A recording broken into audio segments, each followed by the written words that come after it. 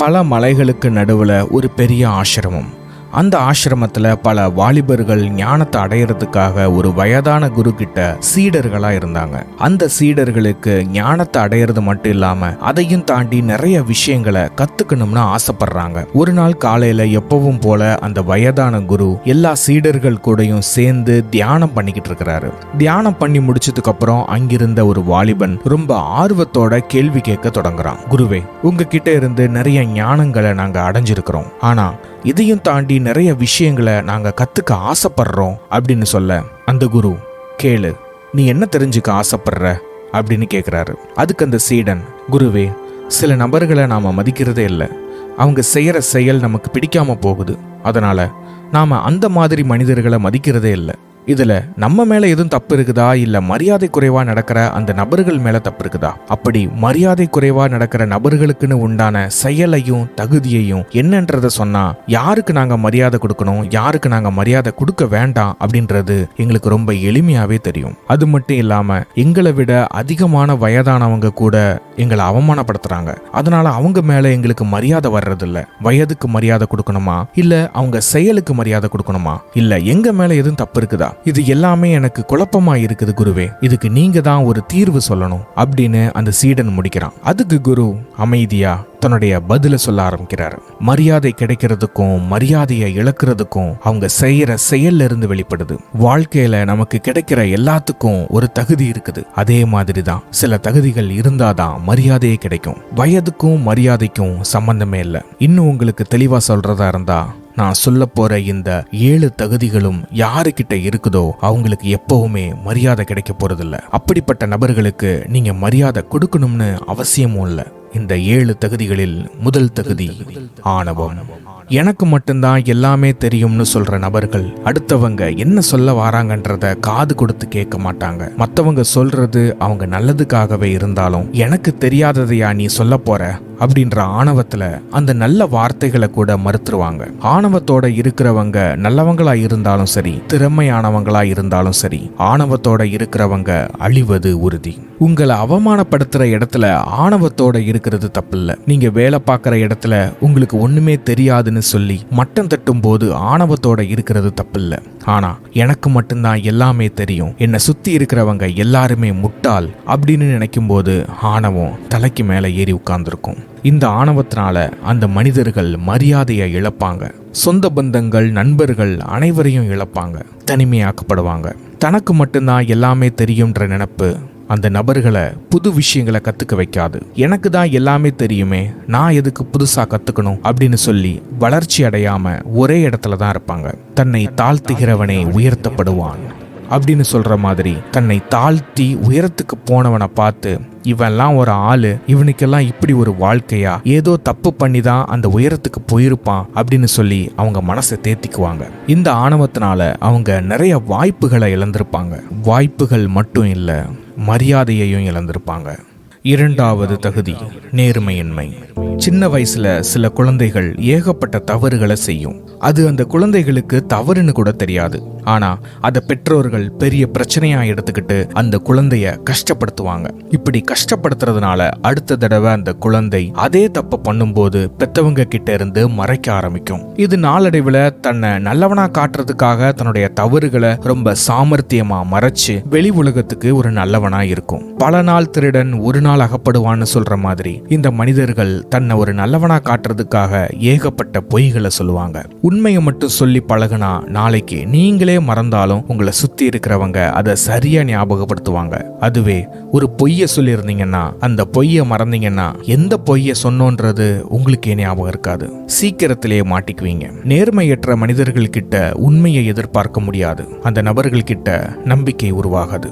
குறிப்பா உறவுகளுக்கு இடையே பெரிய பிளவை ஏற்படுத்தும். இந்த நேர்மையற்ற மனிதர்களுக்கு வீட்டுல மட்டும்தான் மரியாதை இல்லைன்னு சொல்ல முடியாது, அவங்களுக்கு ஊர்லயும் மரியாதை இருக்காது. நேர்மையா வாழ்ந்தா வாழ்க்கை ரொம்ப எளிமையா இருக்கும். மூன்றாவது தகுதி சுயநலம்.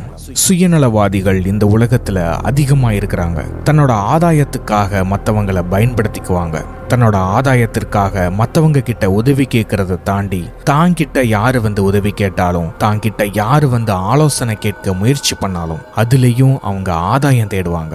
அதனால நமக்கு என்ன கிடைக்க போகுதுன்னு யோசிப்பாங்க. உதவி செய்யற மனப்பான்மை அவங்களுக்கு கொஞ்சம் கூட இருக்காது. அதுல என்ன ஆதாயம் கிடைக்கும்னு தான் ஆராய்ச்சி பண்ணுவாங்க. இவங்க சுயநலத்துக்காக தான் பழகுறாங்கன்றது பல பேருக்கு தெரியாது. அதனால சமுதாயத்துல இவங்களுக்கு ஒரு நல்ல பெயர் தான் இருக்கும். ஆனா இவர்களுடைய உண்மையான முகம் யாருக்காவது தெரிய வரும்போது இவர்களுடைய முகத்திரை கிழிக்கப்படும். இவ்வளவு நாள் அவங்க கட்டி வச்ச மரியாதை சுக்குநூறா உடையும். இந்த சுயநலவாதிகளுக்கு மற்றவங்க எக்கேடு கெட்டு போனா என்ன, இதனால மற்றவங்களுக்கு என்ன பிரச்சனை வந்தா என்ன, நாம இன்னைக்கு சந்தோஷமா இருப்போமா, இதனால நமக்கு காசு கிடைக்குமா, இதனால எதிர்காலத்துல என்ன பிரச்சனை வரப்போகுது, அப்படியே பிரச்சனை வந்தாலும் என்ன பண்ணிட போறாங்க, நம்மளால சமாளிக்க முடியாதா, இப்படின்ற மாதிரி தான் அந்த சுயநலவாதிகள் யோசிப்பாங்க. இன்னும் சொல்ல போனா இவர்கள் ஒரு தந்திரமான நரியை போன்றவர்கள். யாருக்கிட்ட எப்படி பேசினா மனசை கவரலான்னு அவங்களுக்கு நல்லாவே தெரியும். அதை வச்சு அவங்க கிட்ட உதவி கேட்பாங்க. அந்த உதவியை வச்சு பலன் கிடைச்சதும் உதறி விட்டு போய்கிட்டே இருப்பாங்க. அந்த உதவி பண்ண நபருக்கு ஒரு பிரச்சனை வந்து அதுக்காக இந்த சுயநலவாதி கிட்ட போய் நின்னா அந்த சுயநலவாதி இதனால நமக்கு என்ன ஆதாயம்ன்றத மட்டும்தான் யோசிப்பான். அப்போதான் அந்த உதவி பண்ண நபருக்கே புரியும் இவன் ஒரு சுயநலவாதின்னு. சுயநலவாதின்னு தெரிஞ்சதும் அப்புறம் மரியாதைக்கு அங்க இடம் இல்லை. ஒரு குழுவா இணைஞ்சு வேலை பார்க்கும்போது பல நேரங்கள்ல தடங்களா இருக்கிறது இந்த சுயநலவாதிகள் தான். சுயநலவாதிகளுக்கு ஒற்றுமைன்ற வார்த்தைக்கு கூட அர்த்தம் தெரியாது.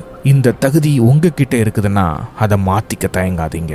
4வது, கொடுமை. கொடுமை உள்ளம் கொண்டவர்கள் அடுத்தவர்களை காயப்படுத்த தயங்க மாட்டார்கள். அவர்களுக்கு அதில் ஒரு சந்தோஷம். அடுத்தவர்களுடைய வலியை புரிஞ்சவன் என்னைக்குமே மற்றவங்களை காயப்படுத்த மாட்டான். இரக்கமும் அனுதாபமும் இருக்கும்போது அடுத்தவங்களை கஷ்டப்படுத்த மனம் வராது. அதுவே கொடுமையானவர்கள் என்ன செய்வாங்கன்னா தன்னுடைய சுய ஆதாயத்திற்காக மற்றவங்களை எவ்வளவு கீழ்த்தரமா நடந்துக்க முடியுமோ அவ்வளவு தூரத்துக்கு கீழ்த்தரமா நடந்து காயப்படுத்துவாங்க. அதுக்காக வருத்தமும் படமாட்டாங்க. சில கொடுமைக்காரர்கள் தன்னுடைய கருத்து உண்மைதான்னு புரிய வைக்கிறதுக்காக மற்றவங்களை காயப்படுத்த யோசிக்க மாட்டாங்க. கொடுமை உள்ளம் கொண்டவர்கள் கேட்கக்கூடாத கேள்விகளை கேட்டு மற்றவங்க அதுல கஷ்டப்படுறத பார்த்து சந்தோஷம் அடைவாங்க. இந்த தகுதி உடையவங்களுக்கு மரியாதை என்னைக்குமே கிடைக்க போகிறது இல்ல. நல்லவங்களா இருக்கிறது தப்பே இல்லை. ஆனா இந்த மாதிரி கொடுமைக்காரர்கள் கிட்ட நல்லவன்னு பேர் எடுக்கணும்னு அவசியமும் இல்லை. உங்களை அவமானப்படுத்துவதற்காகவே அவங்க கேள்விகளை கேட்கிறாங்கன்னா அவங்க வாயை அடைக்கிற மாதிரி பதில் சொல்றது தப்பில்ல. அவங்கள ஒரு பொருட்டா எடுத்துக்காம கடந்து போகிறதும் தப்பில்ல. நமக்கு மரியாதை கொடுக்காத நபர்களுக்கு நாம ஏன் மரியாதை கொடுக்கணும்? குரு அடுத்தது 5வது தகுதியை சொல்றாரு, சோம்பேறித்தனம். பொறுப்பை உணர்ந்தவர்கள் சோம்பேறியாக இருக்க மாட்டார்கள். சோம்பேறிகளுக்கு இந்த உலகத்தில் இடம் உண்டு, ஏன் உயர்ந்த இடத்திற்கு போக வாய்ப்புகளும் உண்டு. ஆனால் மரியாதை கிடைக்க வாய்ப்பு கொஞ்சம் குறைவுதான். இந்த வேகமா ஓடிக்கிட்டு இருக்கிற இந்த உலகத்துல சோம்பேறிகள் அதிகமாகிறத நம்மளால பார்க்க முடியுது. அதுக்கு பல காரணங்கள் சொல்லலாம். பல பெற்றோர்கள் நாம பட்ட கஷ்டத்தை என் குழந்தை படக்கூடாதுன்னு நினைக்கிறாங்க. அந்த எண்ணம் ஒரு சொகுசான வாழ்க்கையை உருவாக்குது. அந்த சொகுசான வாழ்க்கை ஒரு சோம்பேறியை உருவாக்குது. சில சோம்பேறிகளுக்கு சோம்பேறியா இருக்கிறது ரொம்பவே பிடிக்கும். அதனாலேயே எந்த வேலையும் செய்ய மாட்டாங்க. அவங்களுக்கு மரியாதை கிடைச்சாலும் கிடைக்காட்டியும் அதை கண்டுக்க மாட்டாங்க. இவங்க உண்மையான சோம்பேறிகள். சில சோம்பேறிகளுக்கு நாம ரொம்ப சோம்பேறியா இருக்கிறோம், இப்படி இருக்கிறது நல்லதில்ல அப்படின்னு நினைச்சுக்கிட்டு மறுபடியும் சோம்பேறித்தனமா இருப்பாங்க. இந்த நபர்கள் எழுந்து வேலை பார்க்க ஆரம்பிச்சாங்கன்னா வாழ்க்கையில பெரிய உயரத்தை அடைவாங்க. ஆனா எல்லா சோம்பேறியாலையும் இதை செய்ய முடியாது. நல்ல அன்பு காட்டுற குணமா இருந்தாலும் நல்ல சிந்திக்கக்கூடிய திறன் இருந்தாலும் சோம்பேறிகளா இருந்தா மரியாதை கிடைக்கிறது அபூர்வமான விஷயம்தான். சோம்பேறிகளுக்கு எதுலயும் ஆர்வம் இருக்காது. அவங்களுக்குன்னு ஒரு குறிக்கோள் இருக்காது. ஆசைகள் ஏகப்பட்டது இருக்கலாம், ஆனா அதை செயல்படுத்த முயற்சிக்கவே மாட்டாங்க. அப்படி இருக்கும்போது சுத்தி இருக்கிறவங்க யாரும் மதிக்கவும் மாட்டாங்க. 6வது, போட்டி கொள்ளும் மனம்.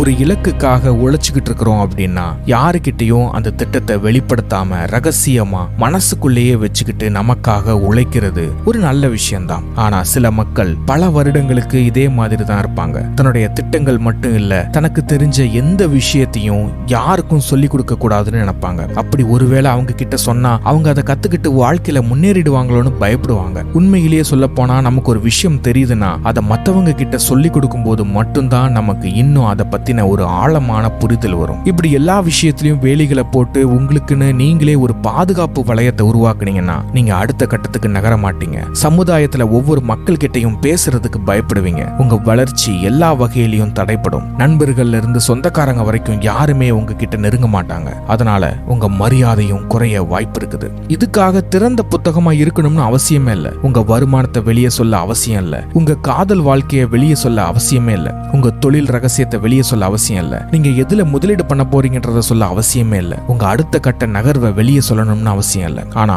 உங்ககிட்ட ஒருத்தர் கத்துக்க வாராருன்னா அந்த விஷயம் உங்களுக்கு தெரிஞ்சிருந்துச்சுன்னா அதை கத்து கொடுக்க தயங்காதீங்க.